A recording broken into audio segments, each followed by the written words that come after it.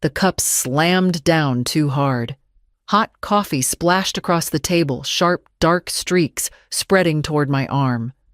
Before I could move, a wave of warmth soaked through my blouse. The room went still for half a beat. Then Bree let out a soft gasp. "Oh no, I didn't mean to. I guess I misjudged the edge." Lucas chuckled. "You always forget how light those cups are, babe." I didn't say anything. Just reached for the napkin at my side and pressed it gently to my chest where the fabric clung damp and stained. Nobody offered a replacement. Nobody stood up. The smell of bacon returned. Forks moved again. Conversation resumed. I kept my eyes on my plate.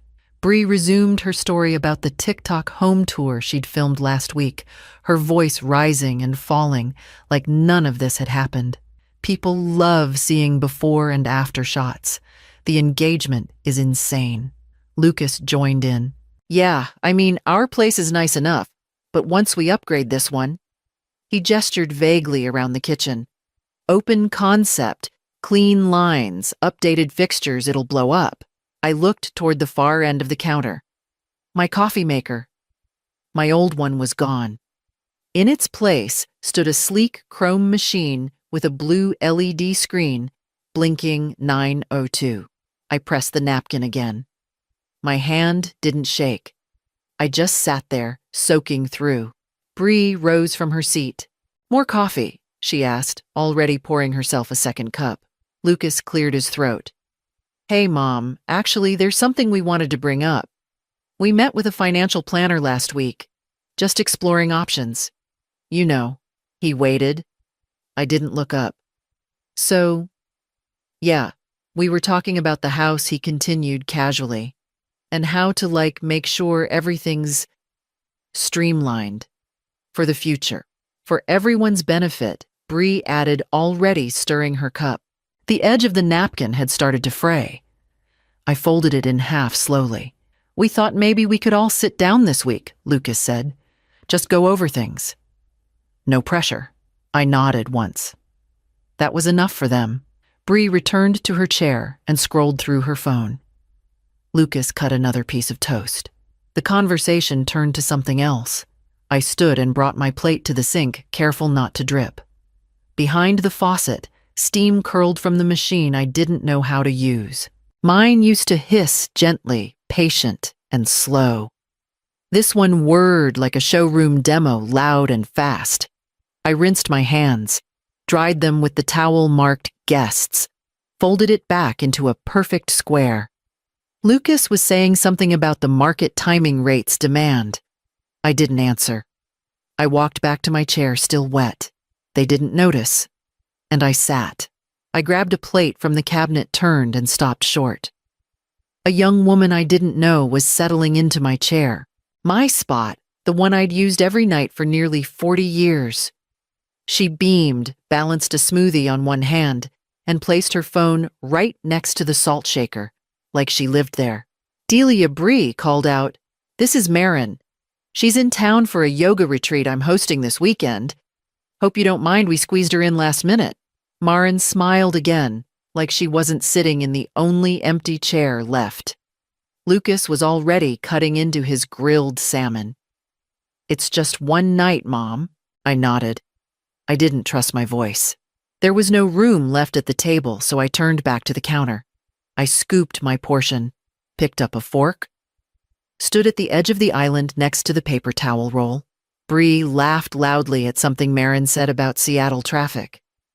Lucas said something about charging premium for wellness events in Portland now, especially with the house as a backdrop. I held the fork too tight. My hand ached. I didn't loosen it. The overhead lights flickered slightly. No one noticed.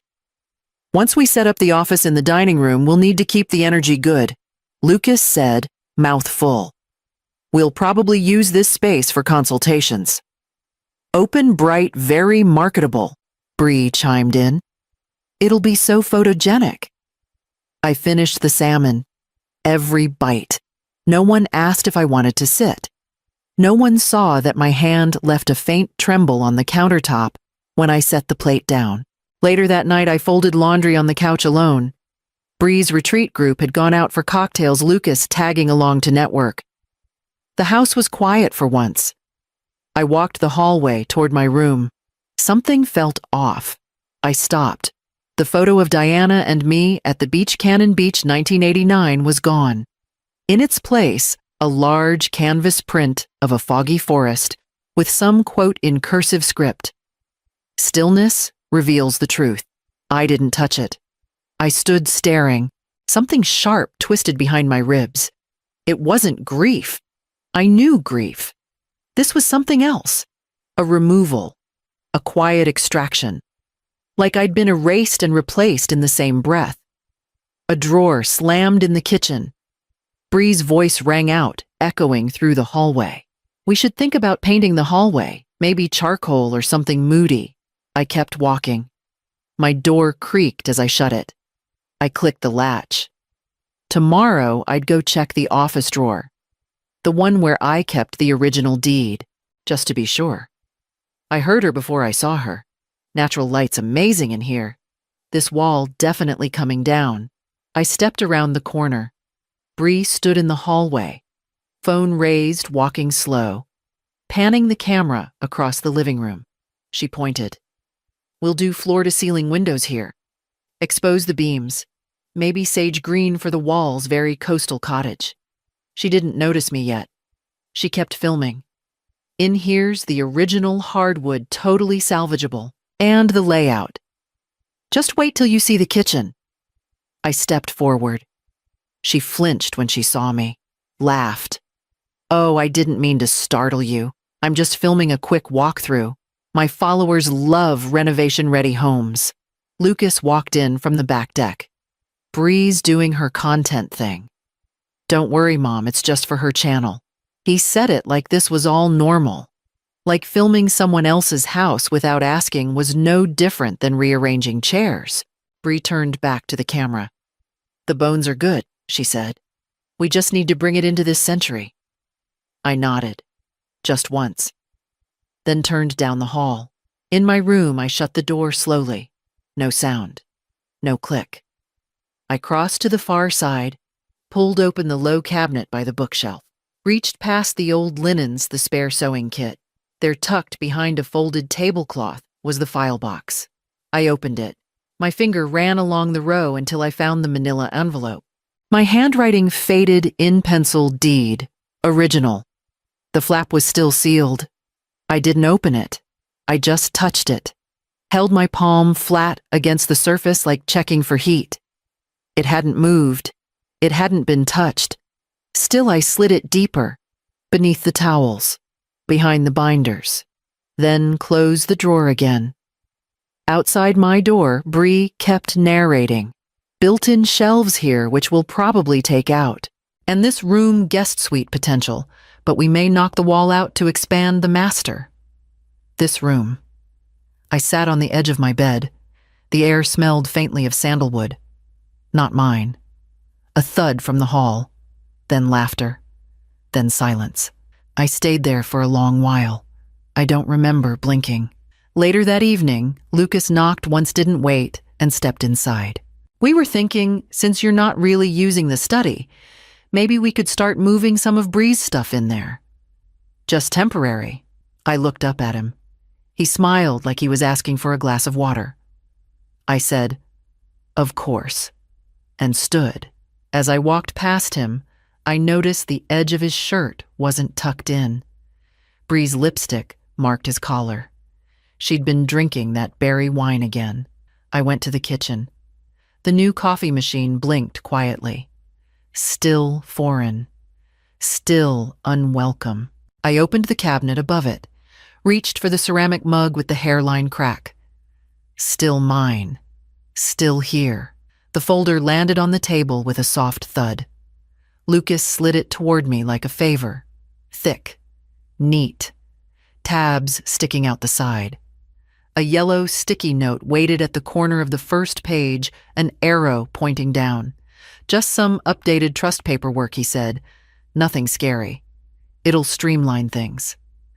Bree hovered behind him, arms folded, watching my face.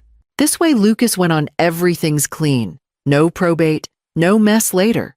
Diana would have wanted that. He said her name carefully, like a key, like it still worked.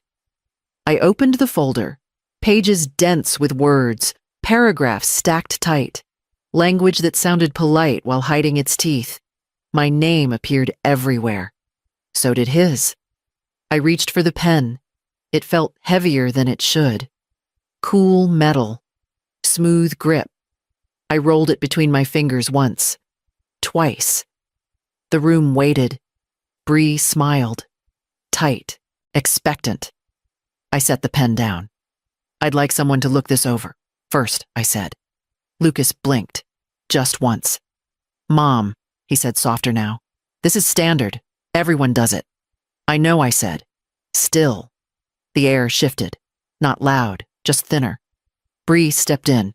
We're only thinking about your safety. What if something happens? What if you fall? We're here to help. I closed the folder, lined the edges carefully.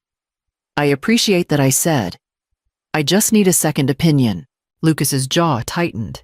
He nodded too fast. Of course. Sure. No rush. But there was a flicker there. Gone as soon as it came. That night after the house settled, after Bree's voice faded behind their bedroom door, I went to the hallway. I lifted the receiver. The landline crackled. Old sound. Familiar. I dialed from memory. Arnold answered on the third ring. Delia, he said. It's late. I know, I said. My voice stayed steady. I didn't sign. There was a pause. Then a breath. You did well, he said. Don't sign anything, not a single page. I have the documents, I said. And I think they're planning something. Another pause. Longer. Come by soon, Arnold said. Bring everything. I hung up. Set the receiver back into place. In the kitchen, the new coffee machine blinked its blue light. Waiting. I ignored it. I walked to my room, opened the drawer, checked the envelope again. Still sealed. Still where I left it. I slid it deeper, closed the drawer, turned the lock. In the hallway, I heard footsteps. Lucas's. Slow. Paused outside my door, then moved on. I lay back on the bed, fully dressed, staring at the ceiling, already counting what I would bring with me in the morning. I opened my door without a sound. The hallway was dark. Only a line of light spilled from under the kitchen door. I moved slowly barefoot on cold tile, each step measured. Voices. Low sharp. Bree's first. She's not going to sign. You know that now, right? Lucas mumbled something I couldn't catch. Bree again louder. You said she was tired. You said she trusted you. She's not stupid, Lucas.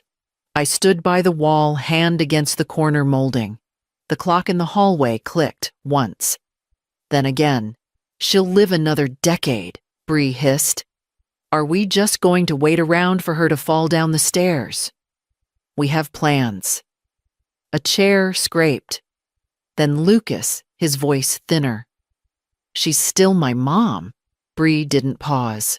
Then act like it. Schedule the evaluation. That's the next step.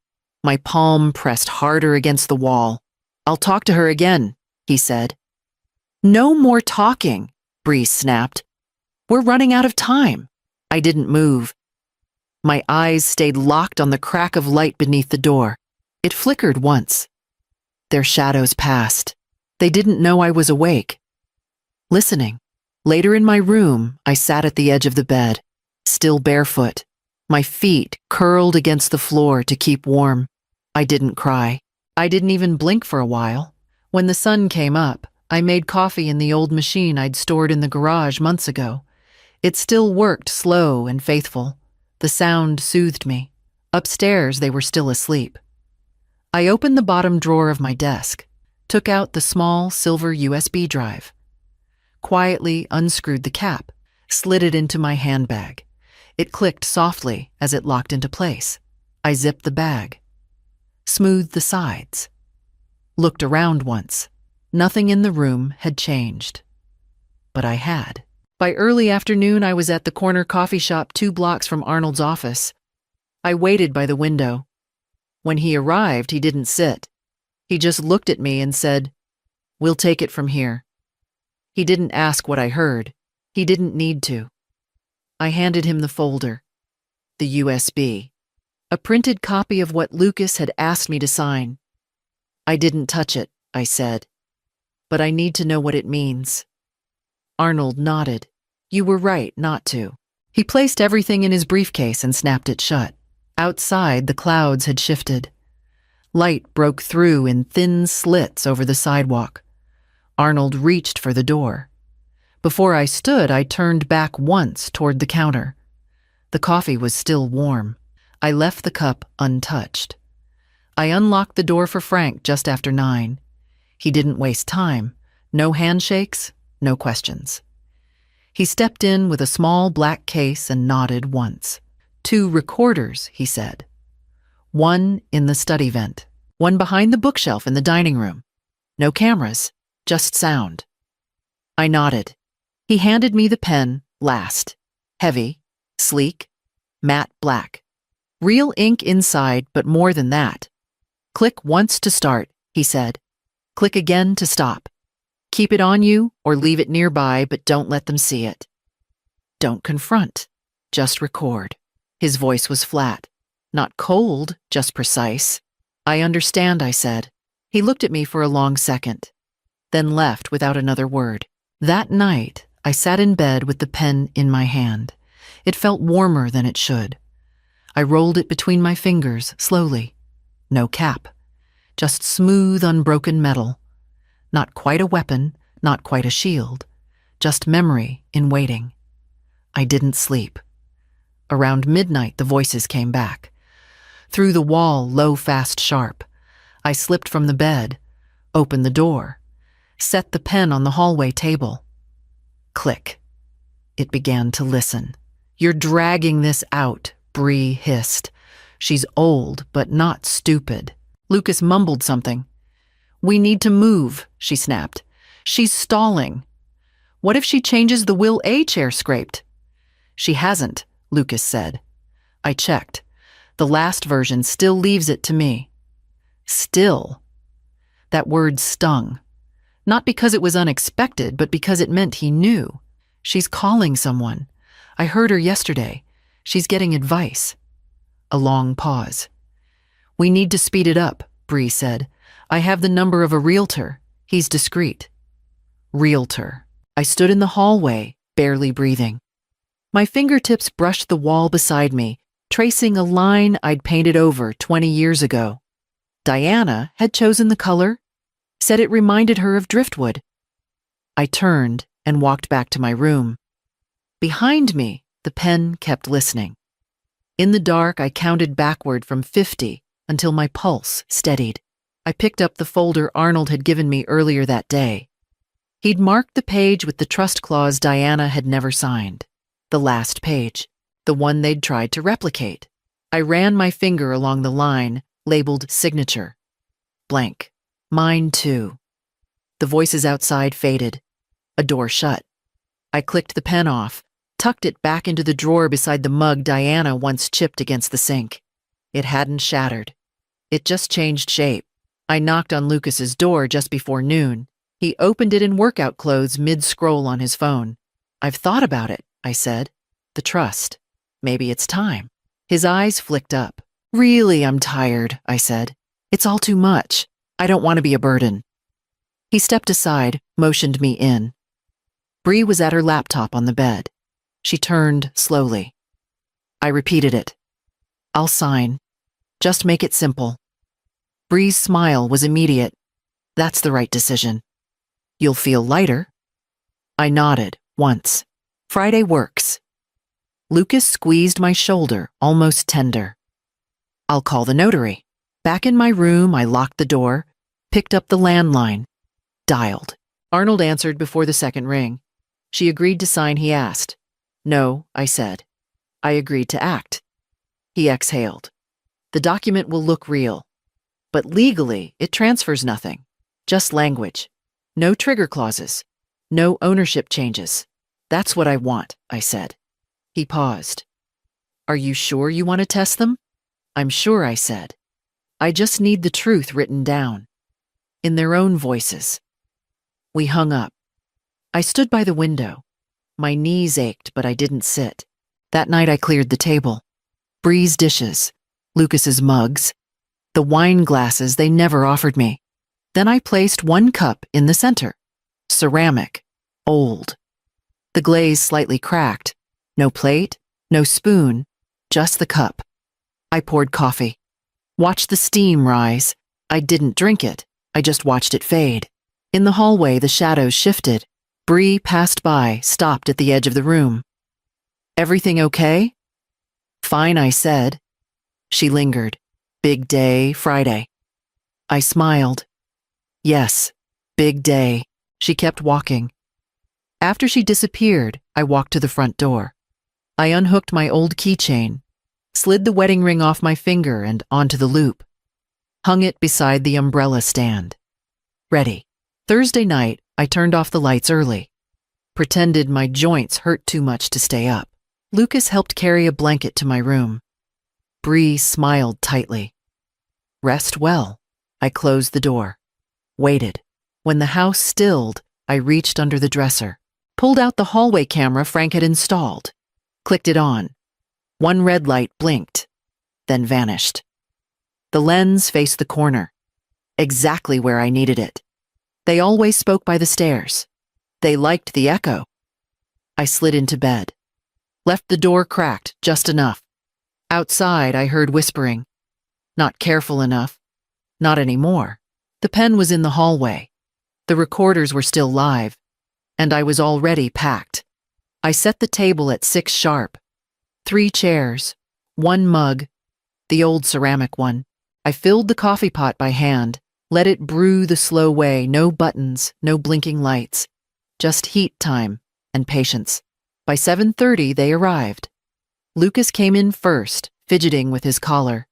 Bree followed, teeth, white smile, ready eyes, scanning for control.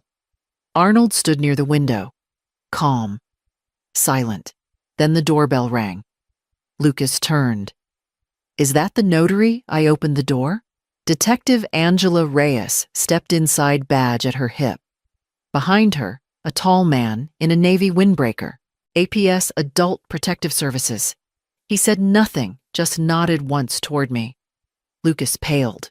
Bree's voice jumped first. What is this? Sit, I said. All of you. They did. I didn't sit. I placed a small speaker in the middle of the table. 1 button, 1 file. Click. Bree's voice crackled through the room. She'll live another decade. Are we just going to wait around for her to fall down the stairs? Lucas's voice followed. She hasn't changed the will. Still leaves it to me. More. Bree again. We need to speed it up. I have the number of a realtor. He's discreet. The words echoed. Even over the low hum of the fridge, the soft ticking of the wall clock, they hung heavy. I poured coffee. 1 hand. No shake. The sound of liquid filled the silence. No one spoke. Detective Reyes stepped forward. We've reviewed the audio, confirmed the dates, times, and parties present. Ms. Delia has also provided copies of attempted legal coercion. Additionally, she looked directly at Bree. As of this morning at 2:04 a.m., the property has been fully and legally transferred into a protective trust. Irrevocable. Any future claim can be challenged in court, but I wouldn't advise it. Arnold nodded once. She never signed your version, he added. And she never will. Bree's mouth opened, then closed. Lucas stared at the floor, shoulders slumped. Silent. The APS officer stepped forward, handed Bree a folded document. Notice of investigation. You'll receive a formal interview request within 72 hours. I sipped my coffee. Still hot. Still mine. Outside, a bird tapped once against the kitchen window before flying off. No one moved. Bree's face flushed red. Lucas blinked like he hadn't seen the room until now. I set the mug down. Clean. Unspilled. I watched from the kitchen window as they packed the car. Bree barked orders. Lucas didn't argue. The kids looked tired still in pajamas, dragging backpacks behind them. Emma turned once her hand half raised. I waved. Small, quiet. She waved back. Then got in. The engine started. Bree slammed her door. Lucas paused, eyes on the wheel, then drove. By the time the sound faded, I was already walking, room by room, step by step. The hallway was still. The floorboards creaked without apology. I passed the dining table, 2 chairs pulled back, 1 pushed in. Bree had always rearranged them after meals. I'd stopped fixing them weeks ago. In the living room, the diffuser was gone. The citrus lavender scent had vanished with it. No yoga music, no battery-powered candles, just silence. I stood in the doorway. The sun hit the far wall. Soft, warm. On the carpet near the armchair, something caught my eye. A single crayon. Red. Short, dull-edged. Emma's. I picked it up, held it for a long moment, then placed it gently on the windowsill. Left it there. A memory, not a mess. My chest lifted, then eased. No sting, just space. In the entryway, a large envelope leaned against the mail slot. I opened it at the kitchen counter. Arnold's note was brief. Enclosed confirmation of signed agreement. Lucas has agreed to structured payments over 36 months. Legal costs covered. No claim to property or estate. I held the paper to the light. Watched the embossed stamp catch the sun, then folded it back, slid it into the drawer with the others. I didn't need to see it again.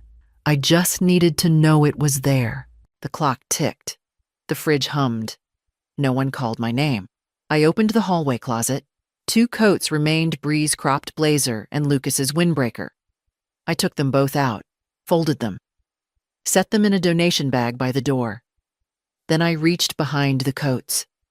My own was still there, long, dark, soft at the cuffs. I hung it front and center. The closet looked cleaner, the air clearer. Somewhere upstairs, a faucet dripped once, then stopped. I opened the cabinet. The mug sat right where I left it. The old one. Hairline crack by the handle. Faded pattern. Bree once called it embarrassing. I ran a thumb along the rim. Still solid. Still mine. I placed it at the head of the table. Not the side. Not the corner. The head. I brewed the coffee slow, no timer, no machine. Just the stovetop kettle the way Diana used to do it. The smell filled the kitchen before the water even boiled. I poured. The mug warmed in my hand. No spill. No rush. I sat. No voices behind me. No chair scraping across the floor. No correction. No suggestion. No forced smile waiting to be answered. Just me. My breath. The cup in my palms. I took a sip. Closed my eyes. The warmth spread fingers first, then the rest. Not comfort, not pride. Just quiet. Outside, a car passed. It didn't slow. I didn't look. I stood, walked to the front door and turned the lock. Then came back to my seat. The mug waited. The steam curled upward, soft and slow. Nothing dramatic. Just persistence. A breeze slipped in through the kitchen window. It caught the corner of a napkin on the table and lifted it slightly before settling it back down. Sunlight stretched across the floorboards. The house exhaled. So did I.